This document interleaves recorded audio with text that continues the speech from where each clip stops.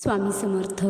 एकदा चोळप्पांचा मुलगा, ज्याला सर्वजण आप्पासाहेब म्हणायचे, अचानक गंभीर आजारी पडला.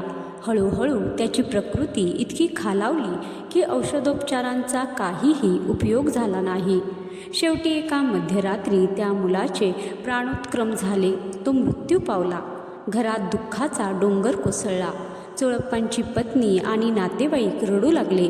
पण चोळप्पांचा स्वामींवर अढळ विश्वास होता. त्यांनी रडण्याऐवजी धावत जाऊन स्वामींचे पाय धरले. स्वामी तेव्हा मठात शांत बसले होते.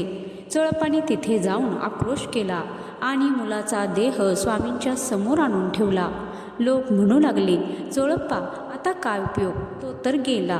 पण स्वामींनी आपल्या खास शैलीत ओरडून म्हटले, कोण म्हणतो मेला, तो तर निजला आहे. स्वामींनी आपल्या हातातील तीर्थ त्या मुलाच्या तोंडावर शिंपडले आणि त्याला जोरात हाक मारली. आणि काय आश्चर्य, जो मुलगा काही वेळापूर्वी पूर्णपणे निपचित पडला होता, ज्याचे श्वास थांबले होते, त्याने डोळे उघडले. तो एखाद्या गाढ झोपेतून उठल्यासारखा उठून बसला. तर मंडळी, या कथेचा बोध हाच की स्वामींनी जेव्हा मृत व्यक्तीला जिवंत केले तेव्हा त्यामागे केवळ चमत्कार दाखवण्याचा उद्देश नव्हता.